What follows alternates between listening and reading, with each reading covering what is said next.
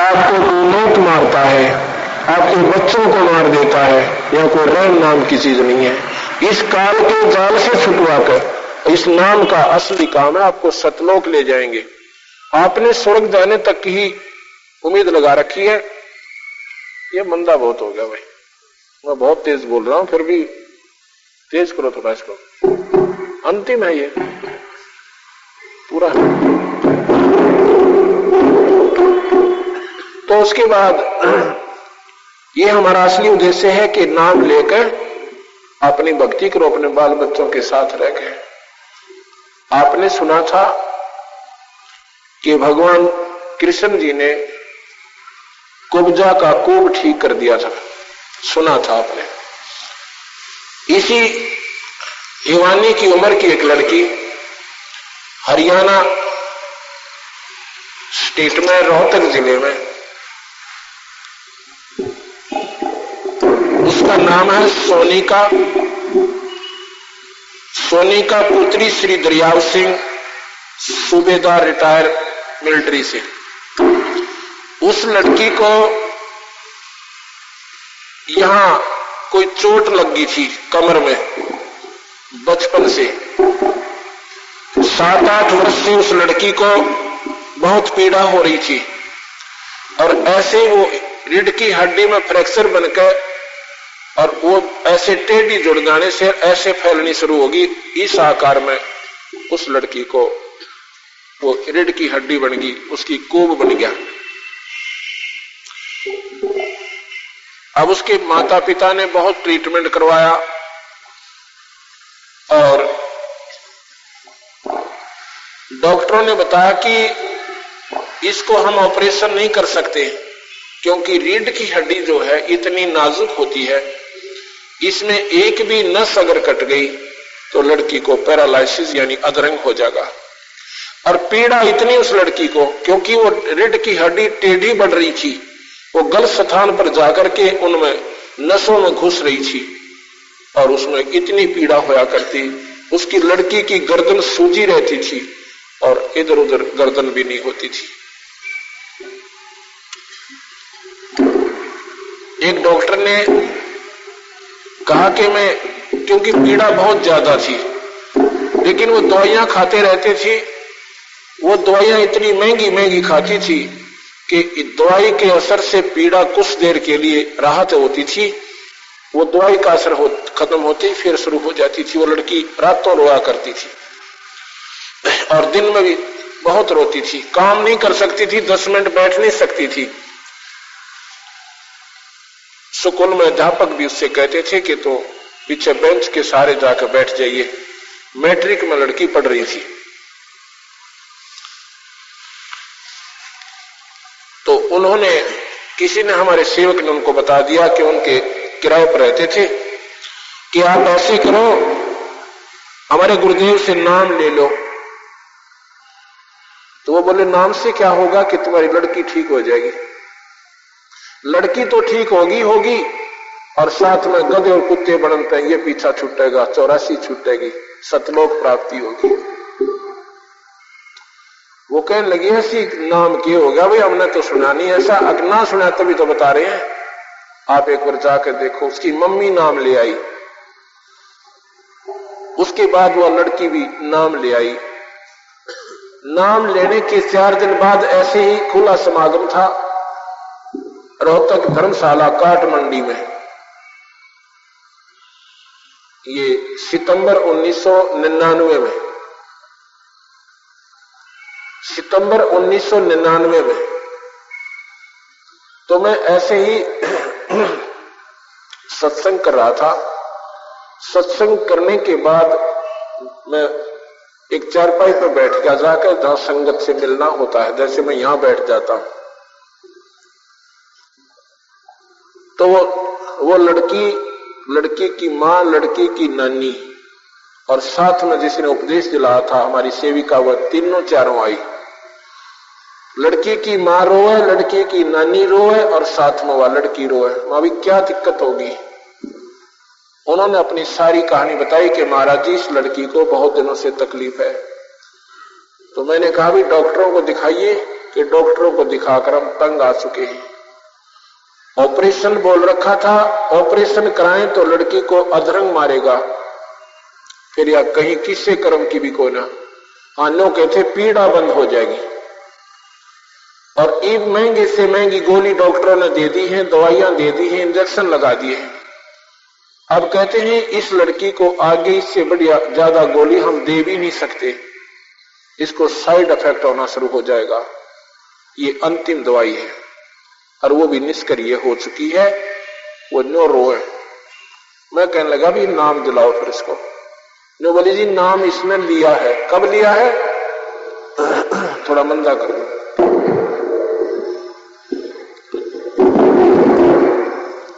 मैंने कहा कि कब लिया है? कि 4-5 दिन हो गए जी। मां फिर बेटी तू नाम जाप करती है? अगना जी। फिर भाई दवाई ले ली खाई को ना, नाम जाप नहीं करी कैसे लाभ होगा? न बोली जी मेरे पर जाप होता ही नहीं। क्यों नहीं होता? ठीक है, क्यों नहीं होता? कि मैं बहुत पीड़ा में रहती हूं, मुझे नाम लेना लिया ही नहीं जा रहा मुझसे, मुझे दर्द बहुत रहता है। अब कई नादान आत्मा ने सोचेंगे ये महाराज जी तो अपनी डींग आप पर मारन लाग रहे हैं। एक आधी जगह सच्चाई को सामने लाने के लिए यह भी करना पड़ जाता है। डींग होती है झूठ, सच्चाई को डिंग नहीं कहते। हम नहीं कर सकते, हमारे कबीर भगवान करते हैं। हम कुछ नहीं कर सकते, हमारे कबीर भगवान कर रहे हैं। तो जी क्या हुआ? उसकी नानी कहने लगी महाराज जी इसकी कमर पर थप्पड़ मार दो। भाई थप्पड़ से क्या होगा? अब ठीक मैं ये चिल्ला रहा था ऐसे इसको है ना, कमर पर थप्पड़ मार दो। वहां थप्पड़ से क्या होगा? नाम से होगा। मंदा करो थोड़ा। तो जी मैंने वैसे स्वाभाविक मां बेटी भगवान बंदी चोट ठीक करेंगे, मैंने सिर पे हाथ रख, ऐसे स्वाभाविक सभी का रख देते हैं हम तो। और एक काम करना कि भगवान गरीबदास जी महाराज की वाणी का एक पाठ करवाना।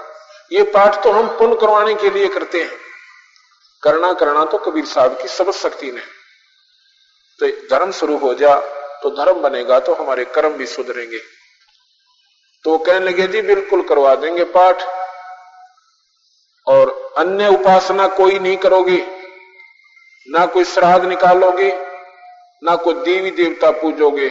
इस पूर्ण परमात्मा की पूजा कीजिए जो गीता में लिखता कहा है कि उस भगवान की पूजा कर अर्जुन, जब तुझे जन्म मन मिटवाना है। तो ये वो भगवान कबीर साहब है भाई, ये पूर्ण परमात्मा है। आप सत्कर मानना। अगले दिन वो लड़की फिर आती है और उसका पूरे परिवार आता है। मैं सत्संग कर रहा था पर मैंने वो पहचानी नहीं, क्योंकि पहले दिन लड़की ने पैंट और वो पहन रखी थी बुशर्ट। दूसरे दिन आई तो वो अपना स्वाभाविक वस्त्र पहन रही थी जैसे लड़कियां पहनती हैं। तो मैंने नहीं पहचाना। मैं सत्संग कर रहा था कुर्सी पर बैठकर, वो लड़की स्टेज के, क्योंकि वो छोटा तख्त पर लगा रखी थी, वो लड़की 3 बार उठकर सत्संग में से और मेरे चरणों में मत्था टेक कर वापस गई। तो मैंने सोचा कि इस लड़की को, क्योंकि पढ़ी लिखी लड़की नजर आती है, एजुकेटेड है, और इसने ये ज्ञान अच्छा लग रहा है जो मैं प्रचार मालिका कर रहा हूं, इसलिए प्रभावी होकर ये लड़की आई है। मुझे नहीं मालूम था कि इस लड़की को कबीर भगवान ने यानी जीवन दान दे रखा है। जब नीचे में उतरा बैठा तो वो 3 सभी मिलकर मेरे पास आए। तो मैंने पूछा ये लड़की कि ये वही लड़की है जो काल रो रही थी, अब क्या है? अब इसका कोई पीड़ा नहीं है। हम धर्मशाला से बाहर गए थे, उसके बाद इसका कोई तकलीफ नहीं है। आज 2 साल होने जा रहे हैं, उस लड़की को कोई तकलीफ नहीं है। बोल सतगुरुदेव की। उसके कोब नहीं रहा, बिल्कुल प्लेन हो गई है। उस लड़की का फोटो भी मेरे पास है। अब ये तो है मुफ्त में। भगवान कृष्ण जो है जन्म मरण नहीं मिटा सकते आपके, क्योंकि इनके अपने भी नहीं मिटेंगे। ये कर्मदंड नहीं काट सकते, क्योंकि इनके पास कर्मदंड काटने का अधिकार नहीं है।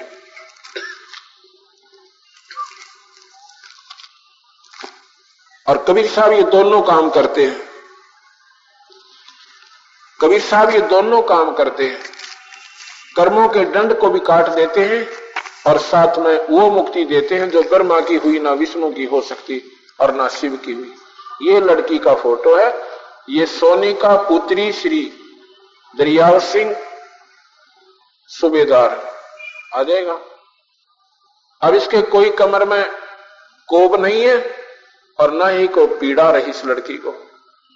ये कबीर भगवान की शक्ति, ये अपरंपार शक्ति है, अनंत कोटि ब्रह्मांड के मालिक है। ये जो चाहे सो कर सकते हैं। ये जन्म मरण मिटा सकते हैं, ये 84 छुटा सकते हैं। बोल सतगुरुदेव की। धन धन सतगुरु सत कबीर भगत की पीड़ मिटाने वाले। धन धन सतगुरु सत कबीर भगत की, अरे भगत की पीड़ मिटाने वाले, भक्त की पीड़ मिटा वाले। धन धन सतगुरु सत कबीर भगत की। दसी सरपन जब जा पुकारी, इंद्रमती अकोला। दसी सरपन जब जा पुकारी, इंद्रमती अकोला। आपने तुरंत करी सहाय, बरूली मंत्र सुनाने वाले। आपने तुरंत करी अय बरूली मंत्र सुनाने वाले। धन धन सतगुरु सत कबीर भगत की, ए भगत की पीड़ मिटाने वाले, पीड़ मिटाने वाले। धन धन सतगुरु सत कबीर भगत की पीड़ मिटाने। दामोदर सेठ के होठ आकाश, अरज करी डूबता देख जहाज। दामोदर सेठ के होठ आकाश, अरज करी डूबता देख जहाज। लाज मेरी रखियो गरीब नवाज, समुद्र से पार लंघाने वाले। लाज मेरी रखियो गरीब नवाज, समुद्र से लंघाने वाले। धन धन सतगुरु सत कबीर भगत की पीड़ मिटाने वाले। धन धन कबीर भगत की पीड़ मिटाने। कह कर जोड़ दीन धर्मदास, दरस दे पूर्ण करियो आस। कह कर जोड़ दीन धर्मदास, दरस दे पूर्ण करियो आस। मेट जो जन्म मरण की तरास, सत्य पद प्राप्त कराने वाले। मेट जो सत्य पद प्राप्त कराने वाले। धन धन सतगुरु सत कबीर भगत की पीड़ मिटाने। धन धन सतगुरु सत कबीर भगत की पीड़ मिटाने वाले। सत साहिब। अब हमने ब्रह्मा विष्णु भगवान उनके अवतार राम और कृष्ण की महिमाओं को बहुत सुना। वो भी ईश्वर हैं, उनमें भी शक्तियां हैं, पर उनकी शक्तियां सीमित है। ये असीमित शक्ति का मालिक है, इनकी असीमित शक्ति है, इनके ऊपर कोई कंट्रोल नहीं है, इनके ऊपर कोई मालिक नहीं है। ये जो चाहे सो कर सकते हैं। जैसे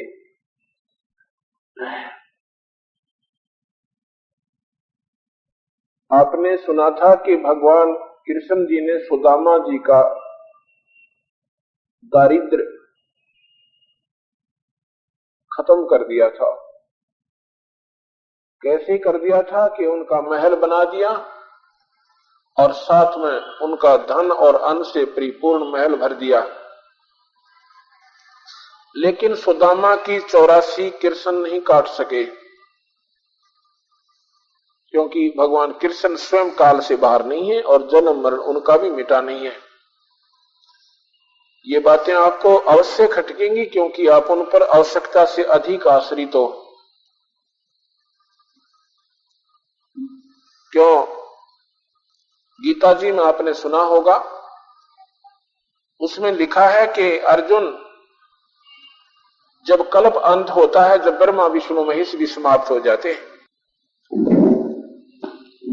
ब्रह्मा विष्णु महेश भी समाप्त हो जाते हैं, वो मर जाते हैं, क्योंकि ब्रह्मा जी की आयु 51वां वर्ष चल रहा है, 100 वर्ष की आयु है, अर्थात ब्रह्मा का अंत होगा। 7 ब्रह्मा समाप्त होंगे तब विष्णु का अंत होगा, और 7 विष्णु समाप्त होंगे तब एक रुद्र मरेगा, यानी शंकर जी का अंत होगा। एती उम्र बुलंद मरेगा अंत रे, ये सतगुर लगे ना कान न बैठे संत रे। इतनी लंबी आयु है इनकी, ये भी अंत में समाप्त होंगे। इसी प्रकार भगवान कृष्ण सुदामा की 84 नहीं काट सके, केवल धन दे दिया और उनका महल बना दिया। ये तो एक, अगर आपका कोई अच्छा रिश्तेदार राजा हो, मंत्री हो, मुख्यमंत्री हो, प्रधानमंत्री हो, यो काम तो वो भी कर देगा अपने, इतना धन से संपन्न वो भी कर सकता है। अगर जन्म मन हमारा नहीं मिटा, 84 नहीं छूटी, तो उस धन की कोई फायदा नहीं है। इससे अच्छा अपना मेहनत मजदूरी करके लुखी रोटी खाकर गुजारा हो सकता है। इसी की तुलना में कबीर भगवान की समर्थता आपको बताता हूं। कबीर साहब वो पूर्ण ब्रह्म है, ये अनधन से परिपूर्ण भी कर देंगे और 84 छुटा कर, काल से छुटवा कर सतलोक ले जाएंगे आपको। एक तैमूरलंग नाम का एक मुसलमान लोहार था। वो बहुत गरीब था, उसकी मां बड़ी धार्मिक वृत्ति की और साध्वी प्रवृत्ति की औरत थी। आने वाले उसके अतिथियों को अपने घर पर भोजन, मान ले उनके घर पर एक व्यक्ति का आटा बचा हुआ है, वो न्यो की न्यो खाना बना करके और उस अतिथि को खिला देते थे, और स्वयं वो मंदा बहुत हो गए, बगैर खाए सो जाती थी। इतनी धार्मिक वृत्ति की वो बहन माई थी। ऐसा ही फिर बच्चे पर असर हो जाता है। एक दिन की बात है कि वो क्या करता था, तैमूरलंग गांव वालों की, शहर वालों की भेड़ बकरियों को किराए पर चराने ले जाता था। वो पाली रहता था। एक दिन गांव से बाहर, नगरी से बाहर उन बकरियों को बैठा रखा था। दोपहर का समय था, खाना खा रहा था। वहां पर कबीर भगवान आ जाते हैं। उनको जैसे रास्ते चलते को पूछा करते हैं, भाई खाना खा लीजिए। कबीर साहब ने कहा, भाई खाना तो खाऊंगा, भूख लगी है। तैमूरलंग कहने लगा, भगवान मैंने तो रोटी खा ली है, मैं गांव से बनवा कर लाता हूं अपनी मां से, तो मेरी बकरियों को देखना आप, यहां कोई खिसक ना जाग। नहीं जी, जाइए। अपनी मां के पास जाकर के तैमूरलंग कहता है कि मां, एक रास्ते चलता एक महापुरुष, कोई भगत दिखाई दे से, और उनको भूख लगी हुई है, माँ रोटी बना दे। अगले बेटा भी बनाती हूं। 2 रोटी का आटा बचा हुआ था, उस माँ ने 2 ही रोटी का आटा रोटी बना के और साथ में थाल में परोस के पानी का लोटा लेके चल पड़ी कि बेटा मैं खाना खिला करके वापस बर्तन ले आऊंगी, तो अपना बकरियों के पास रहना, कहीं ऐसा ना हो कि किसी की ये बकरी गुम हो जाए, ये भेड़ गुम हो जाए, बेटा हमारे से उनकी कीमत नहीं चुकाई जाएगी, हम गरीब आदमी है, बेटा ऐसे मत आया कर। तू कहने लगा माँ वो पाली है, उसको कह के आया हूं रास्ते चलते को। पहले ईमानदार आदमी बहुत होते थे, इतनी दुष्टता थी कोई ना जो आज हो चुकी है। तो दोनों माता और पुत्र वहां पहुंचते हैं। जब वहां पहुंचे तो माई ने देखा महात्मा दिखाई देता, कोई भक्त आत्मा है, और कहते हैं संत आशीर्वाद दे दे तो मालो माल हो जाते हैं, क्योंकि गरीबी घनी थी। अब देखो निर्धन धन चाहता है, कोढ़ी काया चाहता है, और जिसका पुत्र नहीं है, निसंतान है, वो पुत्र की कामना ही क्या करता है, अंधा केवल आंखें ही मांगता है। तो उनको टोटा ज्यादा था, उनके घर में खाने को अन्न उपलब्ध नहीं रहता था, कई बार तो भूखे सो जाते थे माता और बेटा। तो जी महाराज के सामने खाना रख दिया, कबीर भगवान के सामने। कबीर साहब कहने लगे माई तुमने नाम ले रखा है? अगर नहीं जी, आपने नाम लेना पड़ेगा।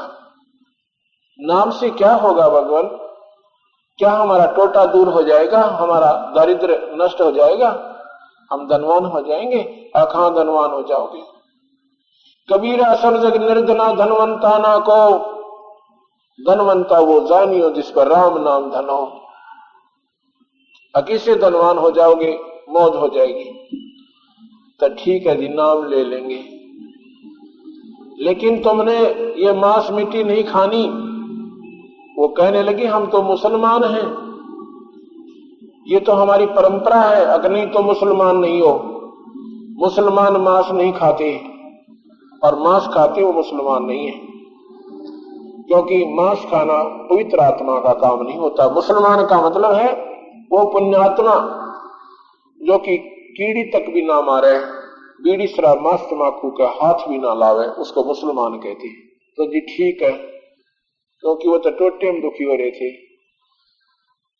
नाम ले लिया। भगवान खाना खाते हैं, दोनों माँ बेटिया ने उपदेश ले लिया। भगवान एक रोटी खा रहे हैं और माई बार बार कह रही है कि भगवान ये महापुरुष हमारा दुख दूर हो जाएगा, हमारे धन हो जाएगा। महाराज जी ने क्या किया, खाना खा के एक रोटी खाई। एक वहां पर बकरियां बांधने की एक चैन थी, लोहे की बेल बोलते हैं जिसको, लोहे की चैन लंबी सी जिसे बकरी बांधते हैं पतले से, उसको उठा, उसकी 4 यानी ऐसे इकट्ठी करके इतनी बना ली वो पकड़ कर मारने के लिए। उस बेल को उसके लड़के के 7 मारी, ऐसे जो प्यार में मारते हैं ना, 1 2 3 जैसे लाड करते। फिर लात मारी धीरे धीरे, फिर मुक्के मारे। माई ने सोचा कि ये कोई पागल व्यक्ति है, और मैंने इसको बार बार कह दिया ना, ये नाराज होगा दिखा है। कहती है महाराज जी मेरे बच्चे ने कोई आपको अपशब्द कहा, जो इस काल से बाहर है उस परमात्मा का यदि हम आसरा तकेंगे तो उन, जो इस काल से बाहर है उस परमात्मा का यदि हम आसरा तकेंगे तो उन पर काल प्रभावी नहीं होगा, काल का असर उन पर नहीं होगा। तो हमने ये सोचना पड़ेगा कि एक ही पुत्र और वही चला गया, अब वो माता पिता अपने समय को कैसे व्यतीत करेंगे? आप हृदय पर हाथ नहीं रखते, आप इतनी गहराई में नहीं जाते। जैसे कबूतर होता है, कबूतर जब बिल्ली आती दिखती है, दिखाई देती है तो आंखें बंद कर लेता है और सोच लेता है कि तेरा खतरा टल गया, बिल्ली दिखाई नहीं दे रही इसलिए तू मरेगा कोई ना।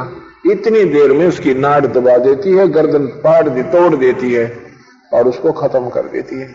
हमने आंखें बंद कर रखी हैं, बिल्ली अभी गुजरात में आई थी, इधर नहीं आएगी, आंखें बंद कर लिया उन्हें। ऐसे नहीं हो सकता। हम उसी पृथ्वी पर रह रहे हैं, उसी आसमान के नीचे हैं जहां पर वो गुजरात वाली हमारे बहन भाई रहा करते थे, और आज उनका नामो निशान नहीं। जिस संपत्ति के लिए विचारों ने तन मन धन और अपना सब कुछ लगाकर सारा समय डिवोट कर रखा था, और आज उनके पास कुछ भी नहीं रहा। उन्हीं मकानों और उस अपनी इमारतों के नीचे, बिल्डिंगों के नीचे और सर्वनाश को प्राप्त हो गए। ये क्या तमाशा है? ये है, कबीर साहब कहते हैं कि ये काल जो है ये कसाई है। काल कसाई हसत है, सर्वलोक को खा, अंकुश निर्गुण नाम का ये सतगुर दर पकड़ा जा। गीता जी में भगवान कहता है वो काल कृष्ण जी के अंदर प्रवेश करके कि अर्जुन, मैं इस समय बढ़ा हुआ काल हूं, महाकाल हूं, और सबको खाऊंगा, एक को नहीं छोड़ूंगा। और हम पूजा उसी की कर रहे हैं जो काल कहता मैं खाऊंगा। अब बताइए, हम बहुत नादान आत्मा हैं, क्योंकि अज्ञानता, सत्संग की कमी, सत्पुरुष कबीर भगवान की जानकारी ना होने से हम यहीं तक सीमित हुए, अपने ही हिसाब से अपनी साधनाओं पर आरूढ़ हो गए। 1 लाख जीव रोज काल खाता है, वही जो 1000 भुजा का भगवान है। अर्जुन देख रहा है कि हे 1000 भुजा के भगवान, आप अपने चतुर्भुजी रूप में आ जाइए, मैं आपके इस रूप को सहन नहीं कर पा रहा, मेरा दिल घबरा रहा है और कांप रहा है। अर्जुन जैसे योद्धा, भगवान से कभी डर नहीं लगता, और अगर डर लगता है तो वो भगवान नहीं हो सकता। जिस पुत्र ने अपने पिता से डर लगता है वो बाप नहीं, राक्षस है। पिता तो पुत्र को छाती से लगाकर रखता है, उसके 100 प्यार करता है, लेकिन वो पिता नहीं है जिसे हमें डर लगता है। इसलिए हम अपने पिता का हमने ज्ञान नहीं, हमारा मालिक कौन है। सभी कहते हैं कुल का मालिक एक, और फिर साधनाएं 36 सिर पे रख रखी। जब कुल के मालिक से आपका संपर्क हो जाएगा, फिर अन्य साधनाओं की आवश्यकता नहीं पड़ेगी। यदि आपका चीफ मिनिस्टर से संबंध हो जा और कोई मिला दे आपको, आपने फिर नीचे के किसी अधिकारी से मिलने की आवश्यकता नहीं पड़ेगी, उसके पास जाकर उसकी सेवा करने की आवश्यकता नहीं पड़ेगी, वो तुम्हारे पास आएगा। अगर ऐसा नहीं है तो फिर आपने ज्ञान को नहीं, ज्ञान नहीं आपको। और प्रधानमंत्री से मिलन हो जाए आपका, क्योंकि वो supreme power of the country, तो और राष्ट्रपति से तो फिर आपके वारे न्यारे हैं, फिर आपका कहीं भी कोई काम नहीं रुक सकता, आप पर कोई संकट नहीं आ सकता। ऐसे ही ये 3 लोक के परमात्मा हैं, ब्रह्मा विष्णु महेश, केवल 3 looks only, only 3 looks God. वो कौन कौन से मैंने अभी बताए थे। इसके बाद बहुत लोक हैं, 14 लोक तो एक ब्रह्मांड में है, इस जिसमें हम रह रहे हैं।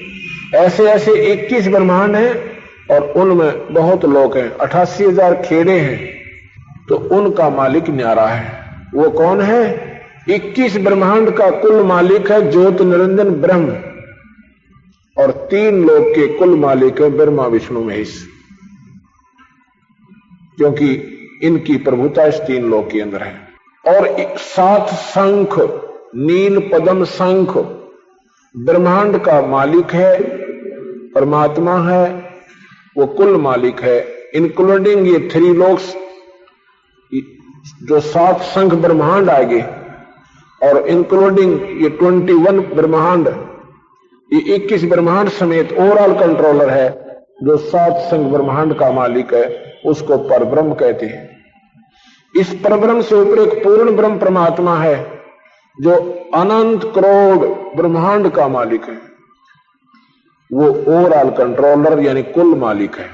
आप विचार कीजिए, अपने डिपार्टमेंट में हेड ऑफ द डिपार्टमेंट वो उसका कुल मालिक होता है। लेकिन वो सुप्रीम पावर नहीं है, उस महकमे की सुप्रीम पावर है, उसके बाहर उसका कोई औचित्य नहीं है, उसकी कोई समर्थता नहीं है। ऐसे ये केवल 3 लोग के हेड ऑफ डिपार्टमेंट हैं, लेकिन इनकी भगवान ब्रह्मा विष्णु महेश के इनके जो अधिकार क्षेत्र हैं ये निर्धारित किए गए हैं। एक संविधान बना रखा है काल ने कि ना तो तुम कर्म घटा सकते ना बढ़ा सकते। जैसे कर्म इस लोक में प्राणी कर रहे हैं उनको ऐसा झोंका तो दे सकते हो, कर्म के दंड को आप नहीं काट सकते, ब्रह्मा विष्णु महेश नहीं काट सकते। 3 ताप को नहीं काट सकते। ये 3 ताप के अंतर्गत क्या आता है? किसी ने श्राप दे दिया, कोई देवरुष्ट हो जाना, या किसी का छू मंत्र जंतर मंत्र किसी ने कर दिया, ये ब्रह्मा विष्णु महेश नहीं काट सकते। अब ये बातें आपको खटकेंगी क्योंकि ये नया ज्ञान है, पर सच्चाई से परिपूर्ण है। एक बार जो चीज कड़वी लगा करे, क्योंकि जो हमने कभी चाखी को ना, हमने कभी इसका टेस्ट नहीं लिया, ये कड़वी लगेगी, एक दिन मीठी आपको सिद्ध हो जाएगी। आप सोचिएगा, भगवान विष्णु से भी अपना कर्म दंड नहीं कटा, अपना 3 ताप के अंतर्गत जो उसको श्राप मिला था वो श्राप नहीं कटा भगवान विष्णु से। कैसे? एक समय नारद जी ने भगवान विष्णु को श्राप दे दिया था। लंबी कथा ना करके मैं शॉर्ट में बताता हूं, संक्षिप्त में आपको सुनाना चाहता हूं। आपने खूब कथाएं सुन रखी हैं कि नारद जी ने क्यों श्राप दिया था विष्णु जी को, कि एक भगवान ने लीला की थी। विष्णु जी ने, नारद जी को अभिमान हो गया था कि मैंने अपनी इंद्रियों पर काबू कर लिया, मैंने अपना मन मार लिया। कबीर साहब कहते हैं, कोई कहे कि 7 समंदर और बहकर चल पड़े, नेचुरल फ्लो में चल पड़े, और कोई कह दे अकेला आदमी कि मैंने उन 7 के बहते पानी को अकेले न रोक दिया, जो कि अति असंभव, क्वाइट इम्पॉसिबल, हो नहीं सकता। मैं मान लूंगा, उसको मान सकता हूं कि उस एक आदमी ने 7 समुद्र बहकर चल पड़े और उनको अकेले न रोक दिया। लेकिन जब कोई कह दे मैंने मन रोक लिया, मैं नहीं मानूंगा, क्योंकि मन 21 ब्रह्मांड में किसी से नहीं रुकेगा, ना ब्रह्मा से रुका, ना विष्णु से रुका, ना शिव से रुका, और तो रोक कौन सकते हैं इनसे। इस मन से ऊपर एक और मन कौन है? ये काल निरंजन है। ये मन जो है ये स्वयं निरंजन है, ये काल भगवान है, उसका अंश है। उसने अपनी सिद्धि शक्ति से इस मन को इंद्रियों के ऊपर अपना सवार बना रखा है, और मन से ऊपर कबीर भगवान है, सतपुरुष है। क्या होता है कि नारद ने जब अभिमान हो गया भगवान से कहा, तो भगवान ने सोचा कि बच्चे को अभिमान हो गया, क्योंकि ये ब्रह्मा का पुत्र है नारद जी, और ब्रह्मा विष्णु महेश तीनों भाई हैं, एक ही मां से उत्पन्न हुए। ये ब्रह्मा विष्णु महेश शेरावाली से, शेरावाली इनकी माता है, प्रकृति देवी नाम है इसका। इसको आदि माया भी कहते हैं, इसको अष्टंगी भी कहते हैं। ये ब्रह्मा विष्णु महेश की माता है। तो विष्णु जी ने सोचा कि नारद काम से गया, ये तो इसने अभिमान हो गया, इसका अभिमान भंग होना चाहिए ताकि ये बच्चा मार ना खावे। भगवान ने सोचा तो ऐसा था, लेकिन उसके उल्ट पड़ गई। कैसे? भगवान ने क्या किया, एक मायावी एक सुंदर नगर बना दिया अपनी माया से, और उस सुंदर नगर में एक राजा की लड़की का स्वयंवर रच दिया। नारद जी उस नगर से प्रवेश कर रहे थे, नगर को पार कर रहे थे। उसने देखा नारद जी ने कि यहां तो बड़े बाजे बूजे बज रहे हैं, बड़ी मीठी मीठी आवाज में लड़कियां गाने गा रही हैं। नारद जी पूछ रहा है कि क्या हो गया भाई, यहां क्या बात है? तो बताया गया कि राजा की लड़की का स्वयंवर है, और लड़की अपना मन पसंद वर वरेगी। दूर दूर के जवान जवान सुंदर सुंदर भूप राजा आए हुए हैं, और लड़की के बस तरी उतरी हुई है आकाश से, इतनी सुंदर कन्या है। अब नारद जी का तो हुई दुख दुख, अगर शादी क्यों ना करवा लो। कुछ क्षण पहले कह रहा था मैंने इंद्रियों को काबू कर लिया, मन पर काबू पा लिया। अब मन में इस मन के मते न चालिए, मन है पक्का दूत, ले डूबा दरिया में फिर जावा हाथ तक छूट। ये मन इतना बदमाश है, इतना बुंडा कर्म करवा दे एक बार, इतना दुष्कर्म करवा देना जाने किसी नेक आत्मा पे, और फिर हाथ तक छूट जा, फिर उसका जूते पड़ो आत्मा के, मन निकल जाता हाथ से। अब उसने तो दिली अंगड़ाई कि अब तो भाई शादी ही करा कर देखते हैं, शादी में क्या अवगुण है भाई। पिताजी ने करवा रखी, चाचा जी ने करवा रखी, छोटे चाचा जी ने करवा रखी, अपनी अटकड़ा पला दी मन ने। तो अभी शादी भी करवाऊंगा तो मैं तो इतना सुंदर नहीं कि लड़की मुझे पसंद करा, इतना लंबा चौटा और आगे पाछे सर लंबा बजा हुआ। नारद जी ने सोची वह बड़ा बात बिगड़िया था। तो उसने सोचा कि भगवान विष्णु जैसा खूबसूरत इसमें कोई भी यानी नहीं है, तो क्यों ना उनसे उनका स्वरूप मांग लूं। एकांत में जाकर याचना करते हैं, हृदय से रोते हैं, भगवान विष्णु सामने प्रकट हो जाते हैं। कहते हैं क्या चाहते हो ऋषिवर? कि भगवान मैंने आज तक आपसे कुछ नहीं मांगा, आज कुछ मांगना चाहता हूं। अरे मांग फिर की बात हुई, रो क्यों रहा है नादान? तू हमारा बच्चा नहीं है? हक में ऐसे ना मांगो और वचनबद्ध हो जाओ। तथास्तु, वचनबद्ध होगी भाई कि मुझे अपना रूप दे दो, हरि का रूप चाहिए मुझे। संस्कृत में हरि बंदर को भी कहते हैं। तो भगवान ने बोला भाई तथास्तु, तेरा हरि रूप हो जाएगा। अब उसी समय उसका गोलिया बदल गया। नारद जी ने सोचा कि तेरे जैसा सुंदर आज कोई नहीं है, और वो कन्या जाती ही वरमाला डाल देगी। अब पहुंचा जहां पर राजा लोग बैठे हुए थे कुर्सियों पर, लड़की अपने हाथ में वरमाला लेकर घूम रही है और अपने पसंद पति को ढूंढ रही है। नारद जी ने सोचा आते माला तेरा डलनी है। तो जब नारद जी के पास से वो लड़की गुजर जाती है, नारद जी ने सोचा कि तेरी तरफ देखा कोई ना, ये देख नहीं पाई कन्या। वो फिर आगे जाके खाली कुर्सी थी उधर फिर बैठ गया, लड़की वहां से भी पार कर गई। उसने सोचा ऐसा कि चाला हो गया भाई, क्या जुल्म हुआ। उसने सोचा कि मेरी तरफ दृष्टि नहीं पड़ी है इसकी अभी तक। आगे जाके सामने खड़ा हो गया। न्यू एक राजकुमार बैठा था, उसके पास दर्पण था। उसने कहा भगत जी देखिए तेरी शकल। उसने देखी अपनी शकल, अरे तेरा गजब हो गया। अब नारद जी का पारा 100 पर गया, एकदम क्रोधित हो गया, 100 पार कर गया। क्रोधित होकर सामने क्या देखता है कि भगवान विष्णु आ जाते हैं और खाली सिंहासन पर विराजमान हो जाते हैं। कन्या जाकर के उनके गले में वरमाला डाल देती है। अब नारद जी ने देखा अपना शकल हुलिया, जाके भगवान विष्णु के सिर पर चढ़ गया, लगा बुरी बुरी उसको सुनाने, तू छलिया है, तू कपटी है, तू सदा ही संतों के साथ धोखा करता आया है। मैं तुझे श्राप देता हूं कि आज के बाद जैसे मैं आज पत्नी के लिए रो रहा हूं, एक सारी आयु तू अपने पत्नी के वियोग में बिताएगा। अब दे दिया श्राप नारद जी ने। नारद जी चले गए, विष्णु जी आगे। वही भगवान विष्णु रामचंद्र बनकर आए। उस नारद जी के श्राप को भोगने के लिए, उस श्राप को टाल नहीं सके ब्रह्मा, ये विष्णु जी, ये काट नहीं सके 3 ताप को, स्वयं उसके दुखों को भोगना पड़ा।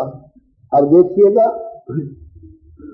भगवान की शादी हुई, शादी होते बनवास हुआ, पिता मर गया, और फिर जाते ही सीता पंचवटी से रावण राक्षस ने उठा दी।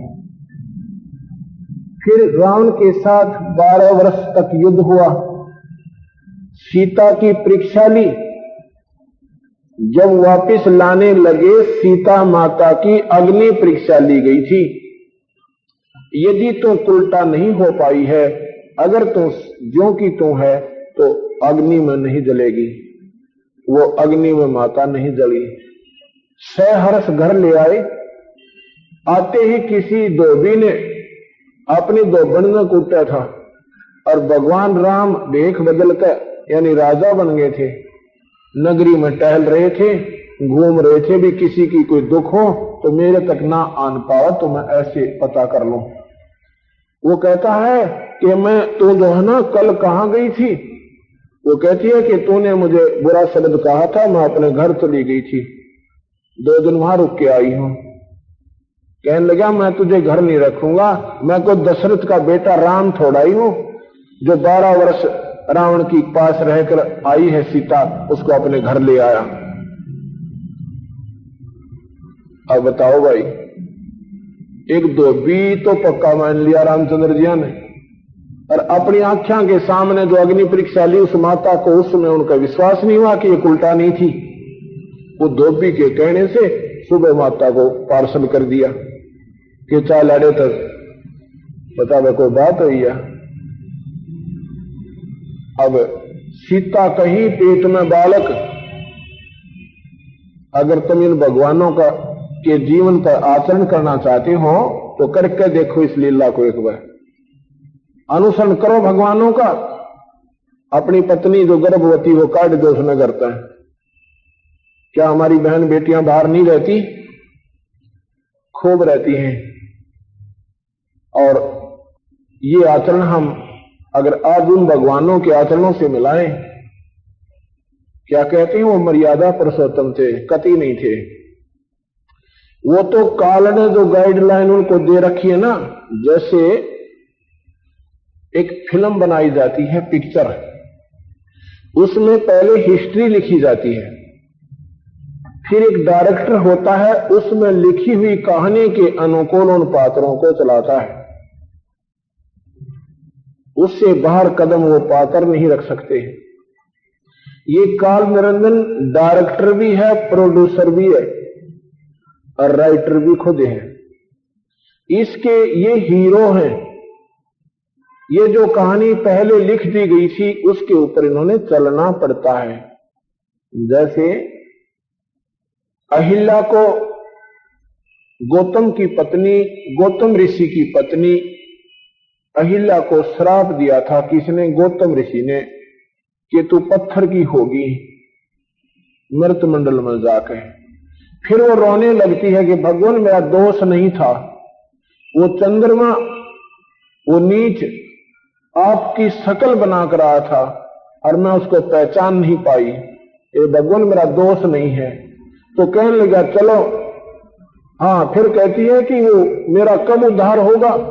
कि रामचंद्र आएगा, विष्णु रामचंद्र बनकर जाएगा, जंगल में घूमेगा, जब उसकी सीता उठ जाएगी, जब आपके ऊपर चरणों की अपनी खड़ाऊं झाड़ेगा, उसके पैरों की धूल लगेगी, जब तू वापस औरत बनकर मेरे पास आएगी।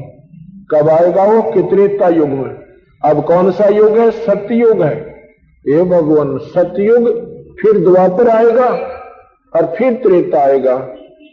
कहने लगे हे मालिक, हे ऋषिवर, मैं निर्दोष हूं, आप जानी जान हैं, आप रहम करो, मेरा जल्दी छुटकारा हो जाए। तो गौतम ऋषि ने कृपा कर दी कि त्रेता युग द्वापर से पहले आ जाएगा। लेकिन होगा ऐसे ही। ये फिल्म बनी बनाई धरी है हर युग की। वो दूसरी कैसेट चढ़ा दी, उन्होंने पाक्षण कर दी। तो जब त्रेता युग आया, जो की तो जो पहले कह दी थी, अर्थात इससे सिद्ध होता है कि ये कहानी पहले लिखी गई थी, उसके ऊपर इस रामचंद्र विष्णु ने रोल किया था। भगवान राम को वनवास हुआ, अहिल्या की शिला बनी हुई थी पत्थर की, उस पर पैर झाड़े, जूते झाड़े, खड़ाऊं झाड़ी, और झाड़ते हुए देवी बनकर अपने स्वर्ग लोक चली गई। महर्षि वाल्मीकि जी ने रामचंद्र जी के जन्म से 10,000 पूर्व रामायण लिख दी थी और ज्यों की तो बनी थी। इति सिद्धम, कि जो करना कराना है उस काल भगवान ने, निरंजन ने इनको नचा रहा है। आप देखते हो सीता उठा ली जाती है और भगवान राम ने यह नहीं मालूम कि कौन उठा ले गया। फिर भगवान का है भाई, कहते हो तो लीला कर रहे थे। क्या की लीला भाई? जब पत्नी उठ गई, ये क्या लीला थी? हाँ, ये लीला थी कि 33 करोड़ देवताओं की बंद छुटवानी थी जो रावण ने कैद कर रखी थी। कहते हैं उसके लिए कारण बनाया था कि सीता को रावण उठावे और फिर उसके ऊपर युद्ध किया जाए। बिल्कुल ठीक है, इतनी लीला तो मान जाएंगे कि रावण ने अपनी बदमाशी की सीता उठाई, पर नारी को उठा लिया, महापापी हो गया। और शास्त्रों में लिखा है जब पर नारी ने उठा ले जाए यानी उसके साथ जबरदस्ती करता है तो उसको मार देने में पाप नहीं है। तो ठीक है, सीता उठ चुकी थी और भगवान राम साथ साथ पहुंच जाते और जाते जाकर टीटवा दाब देते, उसका मारते थी छाती में और ले आते सीता ने। दोनों काम बन गए थे मिनट में। नहीं, उसको मालूम ही नहीं था कि सीता ने कौन ले गया। वो तो हीट एंड ट्रायल मेथड से जैसे किसी का पशु खोजा, भैंस खोजा, 2 नोन ढूंढने जाया करें, 2 नोन ढूंढने जाया करें, क्या कौन से का सूत बैठ जा कित पा जा। ऐसे हनुमान जी ने जाकर के और सीता की खोज की। फिर बोलना बंद है, विचार करना, ये क्रिटिसाइज मत समझना। हम कोई दुश्मन नहीं है किसी भगवान के, नहीं। हम इन ब्रह्मा विष्णु महेश की पूजा करते हैं क्योंकि ये 3 लोक के अधीश्वर हैं। लेकिन सच्चाई को सच्चाई समझना, इसको कड़वापन नहीं आना चाहिए। फिर तुम भक्ति करना इस सच्चाई को समझ के, आपको आनंद आएगा। अब तो आंख नीच के और लकीर के फकीर बने हुए हो। भगवान राम पर पुल नहीं बंध पाया।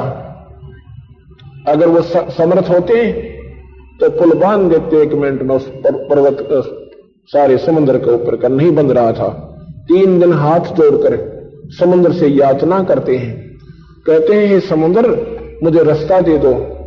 लेकिन जब 3 दिन की याचना पर भी समुद्र टस से मस नहीं होता है, उस समय कहता है कि लक्ष्मण मेरा अग्नि बाण निकाल। ये लातों के भूत बाता तो नहीं मान्या करते हैं। जब लक्ष्मण ने वो अग्नि बाण निकाल कर दिया, जब भगवान ने चढ़ा प्रत्यंचा पे, तो उसमें लकड़न लगी लपट, एकदम वो समुद्र ब्राह्मण का रूप बनाकर आता है। कहता है भगवान मुझे फूको मत, मुझे जलाओ मत। अगर मुझे जला भी दोगे तो भी आपका काम नहीं बनेगा, क्योंकि ये खड्डा बन जाएगा, आप लंका तक फिर भी नहीं जा सकते। ऐसा करो कि सर्प भी मर जाएगा, लाठी ना टूटे। वो क्या है कि आपकी सेना में नल नील नाम के 2 सैनिक हैं, वो शिल्पकार भी हैं। उनको उनके गुरुदेव द्वारा दिया हुआ आशीर्वाद है कि उनके हाथ से पत्थर नहीं, कोई भी चीज अगर वो जल में डाल दे डूबे नहीं। तो उन्होंने कहा कि भाई ठीक है बुलाओ। नल नील बुलाए। नल नील ने कहा, नल नील से कहा कि क्यों भी तुम्हारे पास कोई ऐसी शक्ति है? अगजी है। तो फिर यार निकम्मे, तुमने 3 दिन हो गए हमने हाथ जोड़े या खड़े हैं इसके सामने, तुम आए क्यों नहीं? कहने लगे जी हमने कौन आन दिया आप तक, ये हनुमान कैसे और जामवान कैसे, अंगद जैसे महाबली आपके चारों तरफ घूमते रहते हैं। हम गरीब आदमियों ने की तो कोई सुने भी कोई ना हो। अगर हम कह भी देते कि हमारे पास शक्ति है, अब तक हमारी आवाज नहीं आ सकती थी क्योंकि हम सैनिक आप राजा हो। तो बोला भाई ठीक है, चल ईब बता दो, ईब कर दो, मेरी ये कृपा करो। उन्होंने पत्थर उठाए और पानी में रख दिए, सारे डूब गए। फिर उठाए, फिर रखे, फिर डूब गए। अब समुद्र की तरफ भगवान राम देखते हैं कि तो झूठ बोल रहा था, ये कहना चाहते हैं। इतने में समुद्र कहता नल नील तुमने अपने गुरुदेव को याद नहीं किया, अगदी नहीं किया। अब निकम्मे हो, अपने याद करो अपने मालिक को, गुरुदेव को, क्योंकि गुरु को सर्वप्रथम रखना चाहिए। फिर उन्होंने अपने गुरुदेव को याद किया। वो गुरुदेव कौन थे? वो कबीर साहब थे। नल नील के गुरुदेव कौन थे? कबीर साहब थे। अब प्रश्न उठेगा कि त्रेता में कबीर कहां से आटप? क्या कबीर साहब तो कल हुए हैं 600 वर्ष पूर्व? नहीं, ये चारों युगों में आए हैं। ये उस समय भी थे जब ब्रह्मा विष्णु महेश भी पैदा ना हुए थे। ये निरंजन भी का भी जन्म नहीं हुआ था। ये परमात्मा पूर्ण है, ये सतलोक में रहते थे। ये चारों युगों में आए हैं। सतयुग में सत्सुकृत नाम से और त्रेता में मुनिंद्र के नाम से आए थे और द्वापर में करुणामय नाम से और त्रेता में और कलयुग में ये कबीर नाम चलेगा इनका, जब तक ये कलयुग रहेगा। तो जी मुनिंद्र जी के वो शिष्य थे, उनको कैसे आशीर्वाद दिया था कि ये नल नील थे ना, ये थे तुमको मोटे दिमाग के और सेवक थे गणे करड़े। जब ये सत्संग समागम होते थे, क्योंकि नहरों के दरियाओं के किनारे ऋषि लोग रहते थे, वहां पर समागम होते थे, ऋषि जन एकत्रित होते थे, तो उनके कपड़े धोना, उनके लोटे मांझ लाते, यानी उनकी खूब सेवा करते थे। पर थे इसे मोटे दिमाग के, ले गए 10 कपड़े लाए उल्टे 5 और 5 गंगा में बह गए। किसी का लोटा बह जाता, किसी की खड़ा होने छोड़ डालते, दुख साफ कर ले जाते। क्यों? एक का मंदिर है तो इतने दूसरी चली जाती। तो वह ऋषि उनके सामने हाथ जोड़ने लग गए, भाई तुम रहने दो, सेवा करो थोड़ी, हमारी वस्तु गुम कर देते हो ज्यादा। पर वो मानने को ना, रोने लग जा, ए भगवान हमने तो सेवा दे दो। ये शिकायत मुनिंद्र जी से की जी, आपके चेले बड़े हमारे तो पीछे पड़े, सेवा ना दें तो ये रोने लग जाते हैं, और सेवा इसी करे हैं 4 वस्तु ले जाए, 2 उल्टी लावे, 2 उड़ा गंगा में गिरावे। तो कबीर साहब ने बुलाया काजा भवरिया ने मुनिंद्र जी, दोनों के सिर पे हाथ रख दिया, बेटा आज के बाद तुम्हारे हाथ से कोई वस्तु पानी में डूबा कोई ना, अपनी तरफ ढूंढ लाइयो। उस दिन के बाद उनके हाथ से कोई वस्तु पानी में डूबती नहीं थी। लेकिन उस दिन उन्होंने अपने गुरुदेव का अनादर कर दिया उन नादान आत्माओं ने, तो वह शक्ति भी उनकी खत्म हो गई। इतने में जब उन्होंने अपने गुरुदेव को याद किया तो वो भगवान मुनिंद्र जी यानी सतपुरुष पूर्ण ब्रह्म आकर वहां सामने प्रकट हो जाते हैं। नलिन कहते हैं जी गुरुदेव आ गए हैं, चरणों में प्रणाम किया तो कहने लगे महाराज जी ये आपके शिष्यों के हाथ में कोई शक्ति थी, वो आज काम नहीं कर रही। तो मुनिंद्र जी कहने लगे अब काम करे भी नहीं की, क्योंकि इन्होंने गुरु का अनादर कर दिया। देखो आप लोग भक्ति करते भी हो पर मर्यादा नहीं निभा पाते, जिसके परिणाम स्वरूप आपकी भक्ति निष्फल हो जाती है। गुरु को परमात्मा के तुल्य मानकर आप भक्ति कीजिए, आपकी श्रद्धा बनी रहेगी, आपकी आस्था उनके चरणों में बनी रहेगी। अगर ऐसा नहीं मानोगे तो आपकी भक्ति बनेगी, बर्बाद हो जाएगी। कहते हैं जैसे माता गर्भ को रख जतन बना और ठेस लगे तो क्षण हो, तेरी ऐसे भक्ति जा। जैसे माता को गर्भ हो और बड़े मुश्किल से भगवान कृपा करें और फिर वो अपनी उस गर्भ का इतना ध्यान रखा करे बालक का कि परमात्मा की ठेस ना लग जा, हे मालिक ये बर्बाद ना हो जा, हे मालिक ना मेरा कब फिर भगवान रजा करे। ऐसे डर के साथ तुमने भक्ति को बनाए रखना चाहिए, नहीं तो ठेस लगे तो गिर जाएगी। जैसे बच्चा गिर जाए तो फिर मां बहुत रोया करे। ऐसे भक्ति जा, भक्ति बर्बाद हो जाएगी। तो नल नील भी अपना बैठ गए मुंह लटका के, उनकी शक्ति अक्षीण होगी और पुल न्यो का न्यो रह गया। ना रामचंद्र जी से बन रहा है ना नल नील से बन रहा है। अब कबीर साहब मुनिंद्र जी कहते हैं कि रामचंद्र जी प्रार्थना करते हैं भगवान हे ऋषिवर आप तो पूर्ण ब्रह्म हो, आप जो चाहो सो कर सकते हो। मेरे सामने ये समस्या है कि राक्षस राजा रावण मेरी पत्नी को उठा ले गया है। उसको उस राक्षस ने 33 करोड़ देवताओं को बंद कर रखा है, उससे वो देवता छुटवाने हैं और सीता जी को भी लाना है। सेना का डजाना अति संभव हो रहा है, आप कृपा करो। तो मुनिंद्र जी कहने लगे कि सामने वाला जो पहाड़ है इसको मैंने आते आते अपनी शक्ति से हल्का कर दिया। वहां से पत्थर ला उठाकर, जब वहां से पत्थर उठाए गए, जब हनुमान अंगद रखे से लाए पहाड़ के पहाड़ उठाकर वहां लाकर के फोड़ फोड़ कर नल नील में त्रास त्रास के, क्योंकि वो शिल्पकार भी थे, नल नील ने फिर उन पत्थरों को जो चलने योग्य भगवान ने बना दिए थे उनको आपस में जोर तोड़ कर और फिर पुल बना दिया था।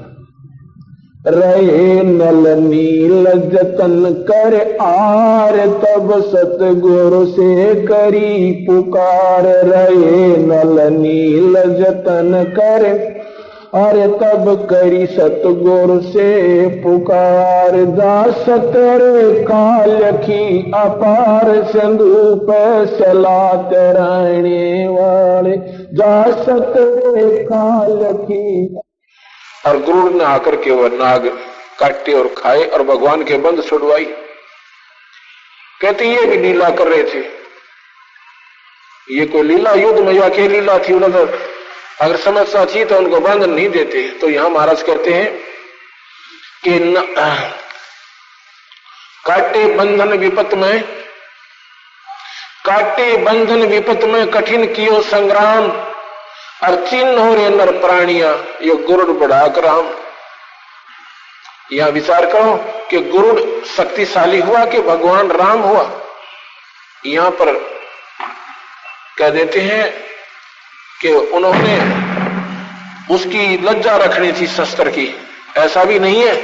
हम ये कहेंगे कि ये ऐसे ही लिखा हुआ था या कहानी ऐसे ही स्टोरी पहले लिख दी गई थी और भगवान रामचंद्र ने उस पर केवल एक रोल किया था हीरो का, दैट्स ऑल, और कुछ नहीं था। तो ये मासा घटे ना तिल बधे, विद ना लिखे जो लेख, और सच्चा सतगुरु मेट के ऊपर मार दे मेघ। अब मैं क्या बताना चाहूं था आपको कि कर्म का दंड और 3 ताप ये भगवान नहीं काट सकते। इसी दौरान उन्होंने क्या किया था कि सुग्रीव के भाई बाली को रामचंद्र जी ने मारा था। बाली ने कहा था कि ये तुमने बदला देना पड़ेगा। भगवान ने कहा था मैं बदला दूंगा पर द्वापर युग में दूंगा। वही भगवान कृष्ण बनकर आए और वही फिर आपको मालूम है सारा कि भगवान कृष्ण के पैर में तीर लगा और भगवान का देहांत हुआ। ये अपने कर्म का भोग इन्होंने भोगना पड़ा, ये काट नहीं सकते। लेकिन कबीर साहब कर्म के दंड को काट देते हैं।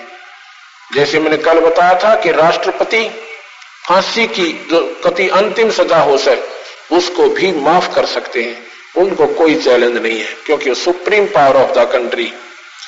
इसी प्रकार कबीर साहब जो है ये पूर्ण परमात्मा है, अनंत कोटि ब्रह्मांड के मालिक है, ये सुप्रीम पावर है।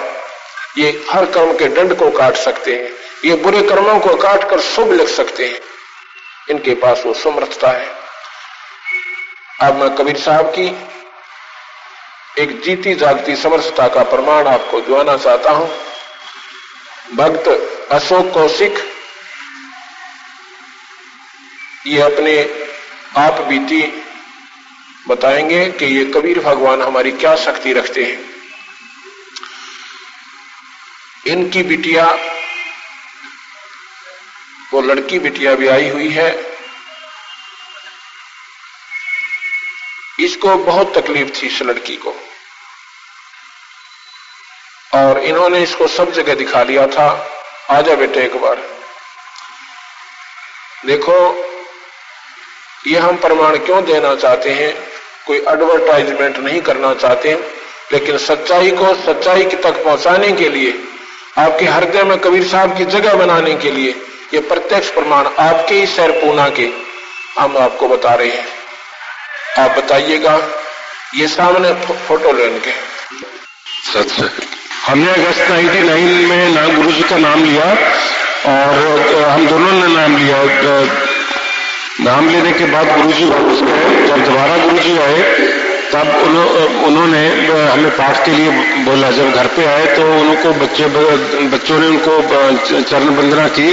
गुरु जी बहुत खुश हुए तो उनको बताया कि इस बच्चे को 2 साल से हम जगह जगह पर दिखा रहे हैं और उसके हमने एक्सरे भी करवाए। उसकी स्पाइनल कॉर्ड रीढ़ की हड्डी के अंदरूनी चोट लगने से वो ना बैठ सकती थी ना पढ़ सकती थी। हमेशा उसके 2-2 3-3 गर्म कपड़े पहनने पड़ते थे उसको जी। तो गुरुजी ने कहा बंदी छोड़ दिया करेंगे, और जब उन्होंने ऐसे आशीर्वाद दिया दोनों हाथों से उसके ऊपर रखा, तो उसके बाद पाठ के बाद गुरुजी चले गए। उसके बाद ही उस रात के बाद ही उसके दोनों गर्म कपड़े उतर गए, और आज तक 2-3 साल हो गए हैं, उसको कोई तकलीफ नहीं है। और बस बंदी छोड़ के ऐसी कृपा हुई कि वो सब काम करती है और कोई प्रॉब्लम नहीं है।